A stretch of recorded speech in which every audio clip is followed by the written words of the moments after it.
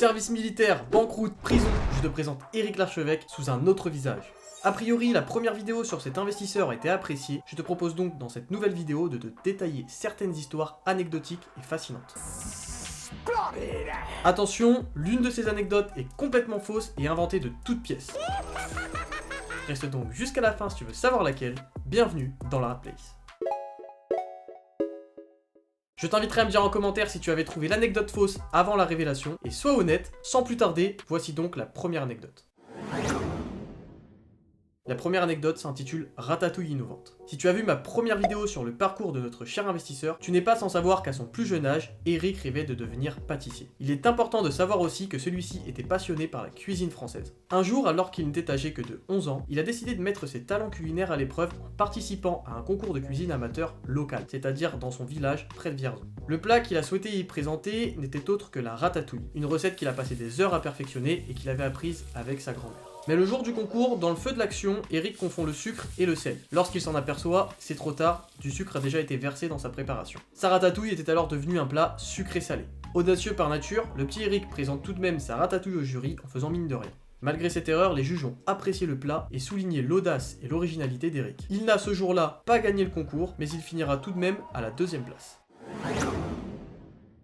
Anecdote numéro 2. Service militaire rocambolesque. Nous sommes alors en octobre 1996. L'heure d'effectuer son service militaire pour Éric a sonné.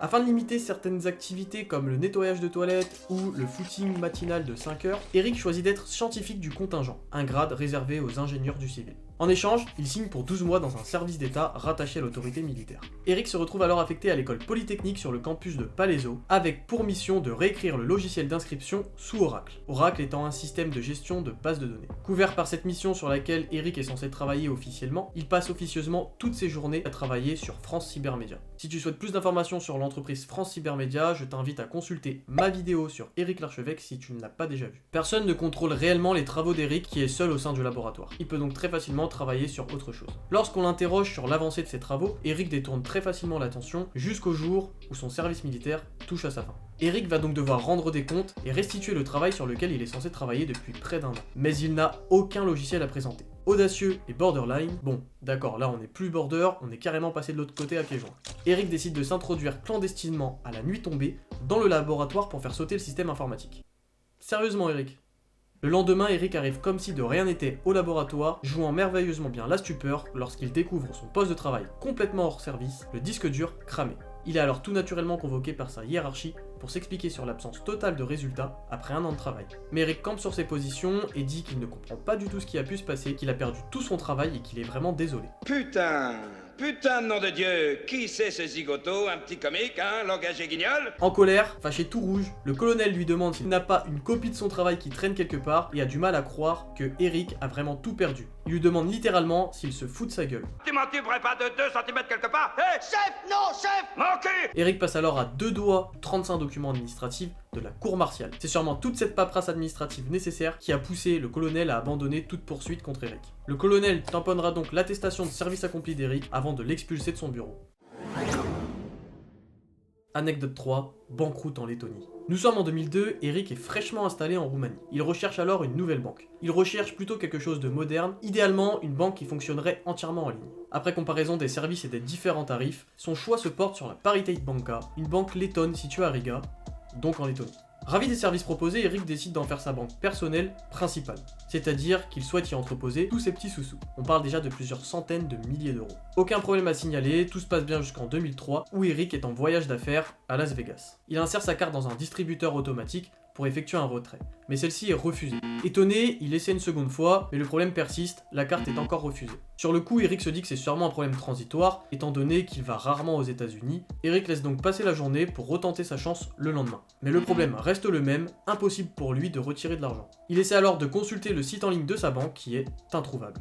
Il fait quelques recherches rapides sur internet, et dans un journal letton, Éric s'aperçoit avec effroi que sa banque a fait faillite. Il tente alors d'appeler la banque, mais personne ne décroche. Impossible de joindre qui que ce soit sur place, puisque la banque est fermée. Éric perd ainsi toutes ses économies personnelles, soit 400 000 euros. Anecdote 4, hôtel maudit. Entre 2005 et 2006, visionnaire et ambitieux, Éric acquiert un terrain en Lettonie, en bordure de centre-ville. Éric prend le temps de réfléchir pendant plusieurs semaines sur comment il va faire pour le rentabiliser au mieux. Il décide alors de faire construire un hôtel, 109 chambres sont prévues, de 15 mètres carrés, toutes équipées du Wi-Fi. Si tu as suivi ma première vidéo sur Éric Larchevêque, il s'agit ici du Dodo Hotel, le projet à 4 millions d'euros. Éric démarche alors les banques locales dans le but de trouver un partenaire financier pour son projet. Après plusieurs rendez-vous, il trouve enfin une filiale d'une banque danoise, DNB Nord, qui accepte de le suivre. Il investit 450 000 euros et emprunte 3,5 millions d'euros à la banque en 2 fois. Le premier accord de 2,2 millions d'euros est signé à l'instant T. L'argent encaissé, tout se déroule comme prévu, l'hôtel sort de terre, les murs s'élèvent et Éric se projette. Il voit déjà les visiteurs du monde entier se prélasser dans les chambres de son hôtel.